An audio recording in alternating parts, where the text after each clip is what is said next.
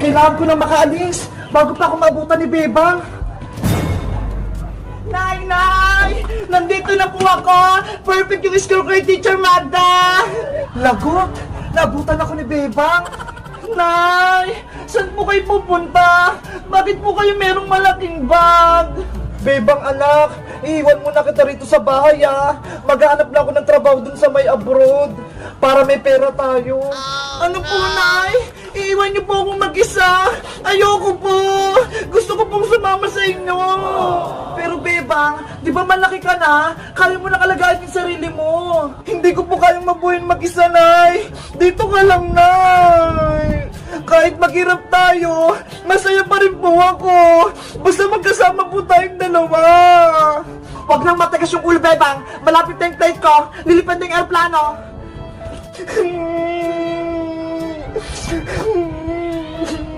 Tsaka, hindi ka naman pababayaan ni Iska tsaka ni Princess Sila yung kasama mo. Sino pong mag-aalaga sa akin? Wala po akong kasama rito sa may bahay. Bukas na bukas, darating dito yung tiyahin mo, tsaka yung pinsan mong si Maria. Sila muna yung makakasama mo rito sa bahay. Huwag na po kayong umalis, Nay! Dito lang po kayo! Ay, naisundo kang tricycle!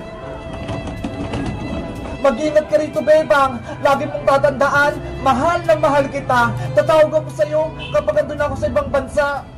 Oh, no! Nanay! Huwag niyo po akong iwan! Babay, Bebang ko!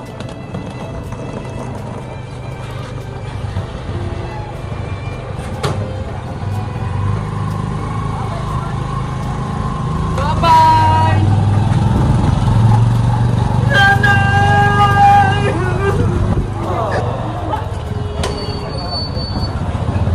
Nanay ko! Huwag niyo akong iwan!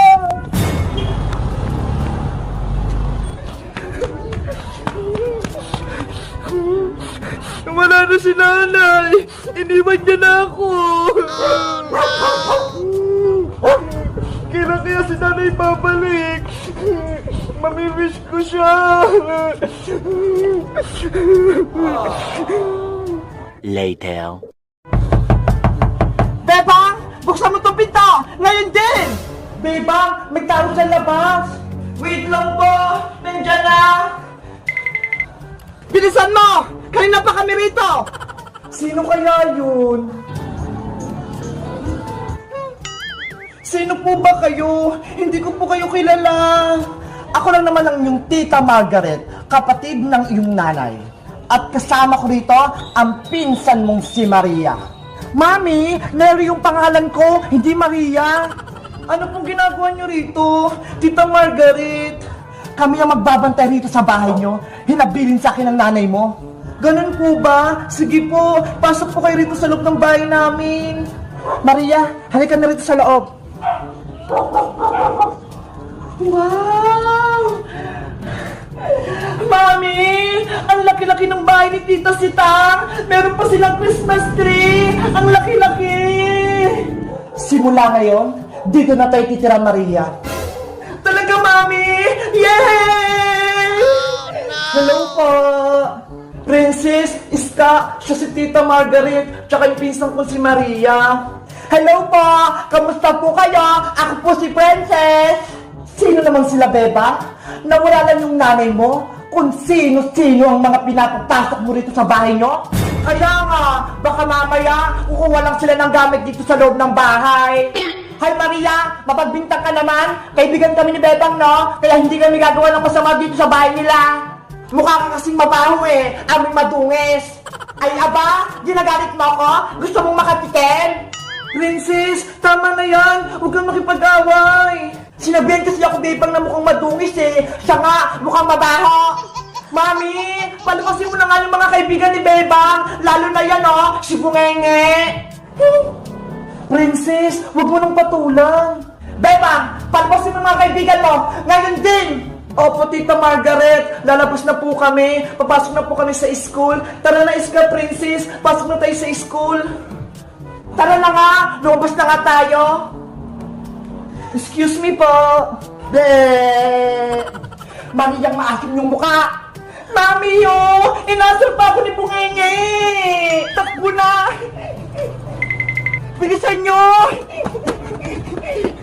Ang sungit ang tita ko! Sandali lang, Bebang! Ano po yung tita Margaret? Hindi ka papasok sa school. Ano po? Pero mag-aaral po ako. Kasama si Princess tsaka si Iska.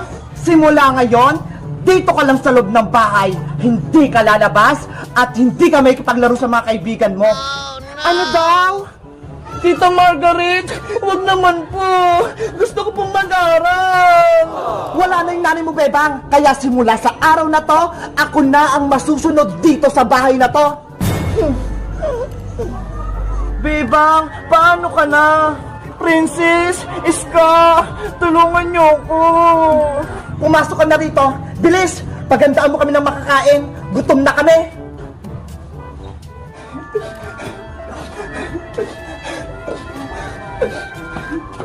Mabuti nga sa'yo, Bebang. Hindi mo na makikita yung kaibigan mong si Princess Bungenge, pati si Iska.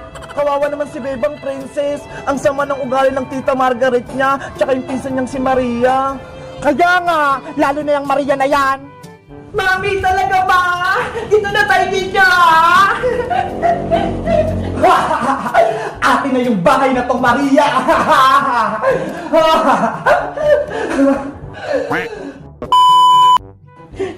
Ang sarap-sarap ng ulam namin. Lechon manok. Bebang, tapos na akong kumain. Kuha mo akong tubig. Bilisan mo. Sige po, Tita Margaret. Kukuha na po ako ng tubig. Mami, sa susunod, gantulit ulam natin,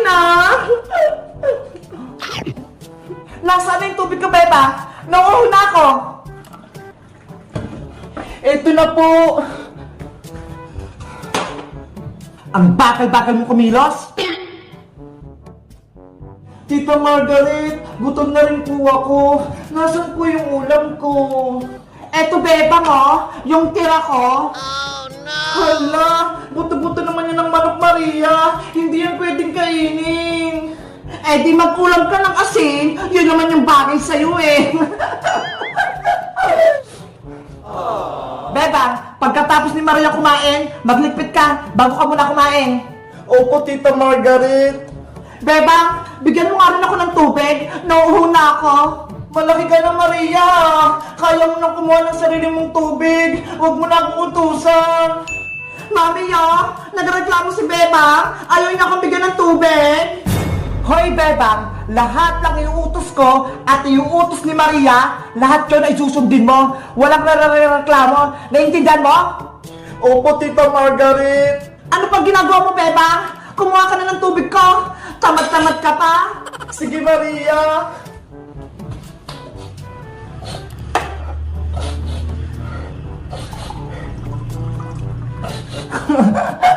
May utusan na ako. Ito na yung tubig mo, Maria. Mami! Si Beba mo!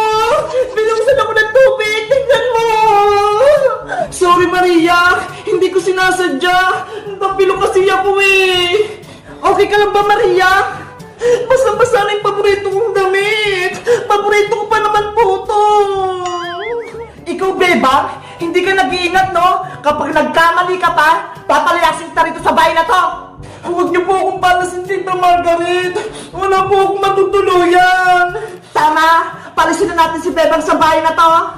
Ang mabuti mong gawin, maghugas ka ng mga pinggan para makatulog na kami! Opo! May naisip akong gagawin. A few moments later. Nanay, umuwi ka na sa bahay. Nahihirapan na ako. Tama na yung drama mo, Bebang. Magugos ka na. Puro ka iyak. Eto yung baso ko. Hugasan mo. Akin na, Maria. Ito.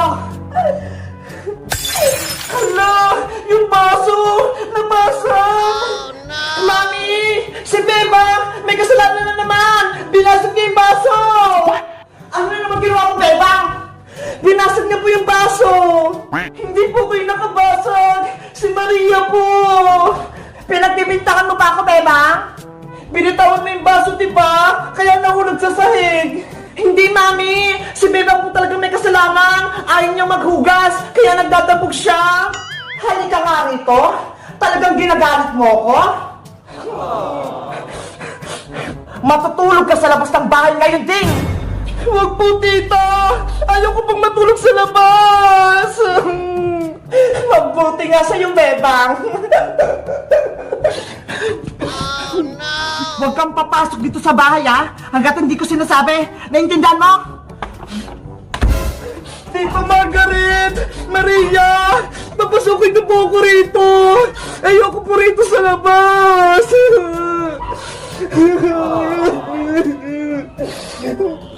Si Bebang yun, ah! Nasa labas ng bahay nila! Umiiyak! Tita Margaret! Maria! Papasukin niyo po ako rito sa loob ng bahay! Takot po ako rito sa labas! Madilim! Bebang, gusto mo? Buksan ko yung pinto? Oo, Maria! Tulungan mo ako! Papasukin mo ako dyan sa loob! Sige, pero may isang kondisyon. Sabihin mo muna, Senyorita Maria, buksan mo tong pinto. Ganon! May kondisyon pa! Ano? Ayaw mo ba, Bebang? Bahala ka, hindi kita papapasukin. Sige, sasabihin ko na. Senyorita Maria, nakikiusap po ako sa inyo. Buksan niyo po yung pinto. Gusto kong pumasok. Ganyan nga, Bebang. Tawagin mo akong senyorita. Maria, pumasok ka dito sa loob. Hayaan mo si Bebang sa labas. Sige po, Mami! Nandyan na po ako! Maria! Buksan mo muna yung pinto! Huwag kang alis! Hindi mo ako tinawag na senyorita, Bebang! Pwes, diyan ka lang sa labas! Senyorita Maria! Buksan mo yung pinto! Maawa ka!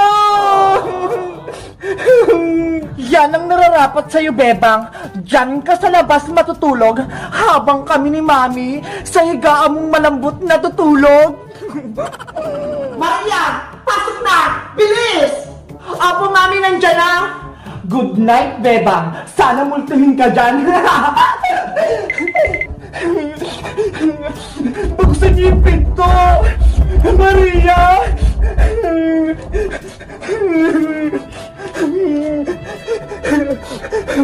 Ang sama-sama ng ugali ni Tita Margaret. Pinalabas niya ako ng bahay. Hindi pa nga ako kumakain eh. Gutom na ako. Oh, no. Saan kaya ako matutulog nito? Bebang, ano nangyari sa'yo? Bakit nandito ka sa labas ng bahay niyo? Tapos umiiyak ka pa? Boyong, si nanay, umalis na, nag-abroad na. Tapos, dumating ang Tita Margaret, tsaka yung pinsa kong si Maria. Sila muna yung magbabantay sa bahay. Eh bakit pinalabas ka nila? Eh sa inyo naman to ah. Ewan ko, wala naman akong ginawang kasalanan sa kanila eh. Ibig sabihin, dito ko sa labas ng bahay niyo matutulog ngayong gabi? Oo, wala akong higaan, pati masisilungan. Kawawa ka naman pala, Bebang. Gutom na rin ako. Hindi pa ako kumakain. O sige, Bebang, huwag kang mag-alala. Tutulungan kita. Dadalan kita ng pagkain. Tsaka, gagawin pa kita ng higaan mo. Huwag kang aalis dyan, ha? Talaga, Boyong? Tutulungan mo ako? Oo, Bebang. Wait lang. Antayin mo ako dyan. Mabuti pa si Boyong, mabait sa akin. Yung pinsa kong si Maria, ang sama ng ugali. A few moments later.